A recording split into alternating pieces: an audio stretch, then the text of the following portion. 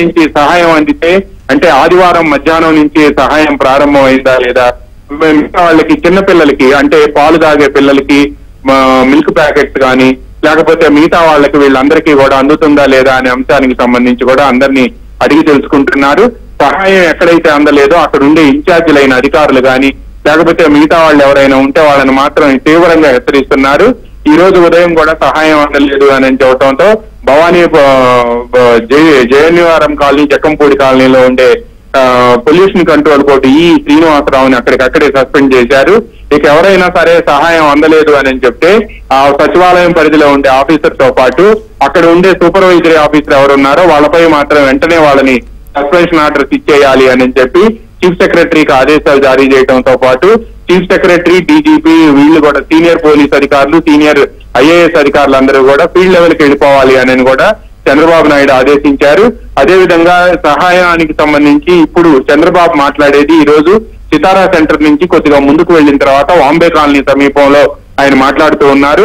ఆ వాంబే కాలనీలో కొంతమంది మహిళలు తాము 2 రోజుల నుంచి ఇబ్బంది పడుతున్నామని తమను బయటికి తీసుకువెళ్లాలని కోరినప్పటికీ కూడా వాళ్ళు తీసుకువెళ్లలేదు అని చెప్పడంతో అక్కడ ఉండే అధికారులపై ఆగ్రహం వ్యక్తం చేయడమే కాకుండా తన వెంట వచ్చిన ట్రాన్స్కో సీఎండి విజయానంద్కి అక్కడ బాధ్యతలు అప్పగించి మీకేమైనా అవసరం ఉంటే వెంటనే విజయానంద్కు ఫోన్ చేయాలి అని చెప్పి ఆయన తక్షణమే మమ్మల్ని ఆదుకుంటారు అని కూడా చంద్రబాబు నాయుడు వాళ్ళందరికీ భరోసా ఇచ్చారు. ఇలా పలు ప్రాంతాల్లో నేరుగా ఆయన దిగి మహిళల వద్దకు వెళ్లటం, ఎవరైతే వృద్ధులు వికలాంగులు వితంతువులు ఉన్నారో లేకపోతే వీళ్ళు మిద్దెల మీద ఉన్నారో లేకపోతే అపార్ట్మెంట్స్ లో ఉన్నారో పైనుంచి తమకు సహాయం అందటం లేదు అని చెప్పి ఆహాకారాలు చేస్తున్నారో అటువంటి వాళ్ళందరినీ కూడా ఆయన దగ్గరికి వెళ్లి పలకరించడంతో పాటు వాళ్ళని వివరాలు కూడా అడిగి తెలుసుకుంటున్నారు. మరికొన్ని ప్రాంతాల్లో చిన్న చిన్న పిల్లలు ఉండటంతో వాళ్ళకి మిల్క్ ప్యాకెట్స్, చాలా ప్రాంతాల్లో కూడా వాళ్ళకి పాలు అందటం లేదు అని చెప్తున్నారు.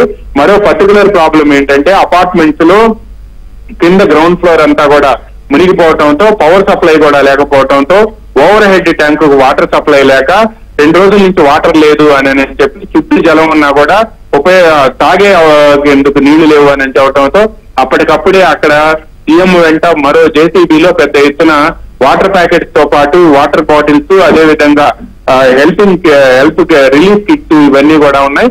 వాటన్నింటినీ కూడా వెంటనే చంద్రబాబు నాయుడు వాటన్నింటినీ కూడా పక్కనే ఉంచుకొని అవసరమైన వాళ్ళకి అక్కడికే సప్లై చేస్తూ ఉన్నారు.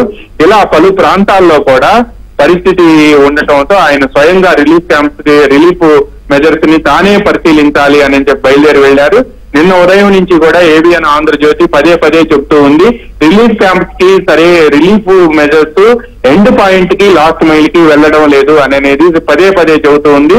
ఇప్పుడు ప్రస్తుతం చంద్రబాబు నాయుడు పర్యటనలో ఏబిఎన్ ఏదైతే చెప్పిందో అదే రుజువైంది. ఎండ్ పాయింట్ కి ముఖ్యంగా లాస్ట్ మైల్ కి, ఫర్ ఎగ్జాంపుల్ సింగ్ నగర్ కానీ లేకపోతే వాంబే కాలనీ కానీ జక్కంపూడి కాలనీ కానీ వైఎస్ఆర్ నగర్ కానీ అయోధ్య నగర్ కానీ ఇటువంటి కాలనీలన్నింటిలో కూడా ఎండ్ పాయింట్ కు వెళ్లలేకపోవటం అనేది ఇప్పుడు ప్రధానమైన లోపంగా కనిపిస్తుంది. అధికారులను అడిగితే అక్కడ దాకా పడవలు వెళ్లటం లేదని వెనక్కి వచ్చేస్తున్నాము అని కూడా చెప్తున్నారు. దీంతో ఇప్పుడు ఈ ఎండ్ పాయింట్ కి రిలీఫ్ మెజర్స్ అనేది వెళ్లకపోవడంతోనే ఈ పరిస్థితి నెలకొంది అని, అందువలన ఎండ్ పాయింట్ కి రిలీఫ్ మెజర్స్ తీసుకువెళ్తేనే అప్పట్లో 100% సాటిస్ఫాక్షన్ లెవెల్స్ ఉంటాయి అని చెప్తున్నారు.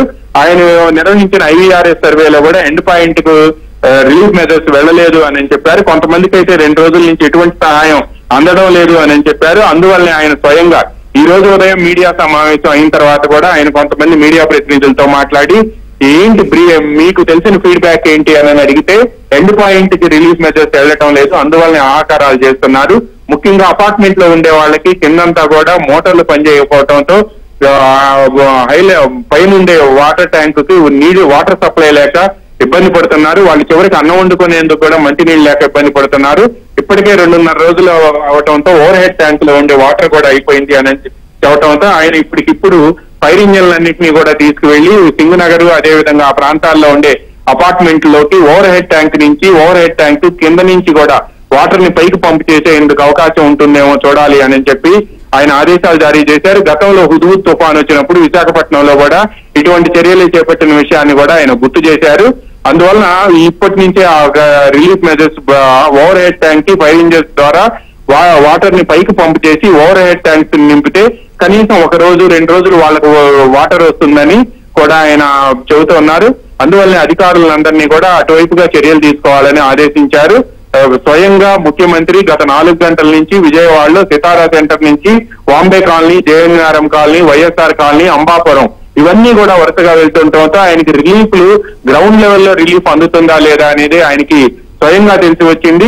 నిన్న పొద్దున్న నుంచి కూడా ABN end points relief measures అందడం లేదు అని చెప్పడంతో చంద్రబాబు నాయుడు ఇప్పుడు క్షేత్రస్థాయిలో ఆయనకు ఆ పరిస్థితి క్లియర్ గా తెలియటంతో వెంటనే మళ్ళీ సహాయక చర్యలను ఆయన కంట్రోల్ రూమ్ కి, కమాండ్ కంట్రోల్ రూమ్ తో పాటు విజయవాడ కలెక్టర్ క్యాంపు కార్యాలయానికి వచ్చి వీటన్నిటిని కూడా పరిశీలించాలి అని చెప్పి కూడా అధికారులకు తగిన ఆదేశాలు ఇవ్వాలని కూడా నిర్ణయించారు.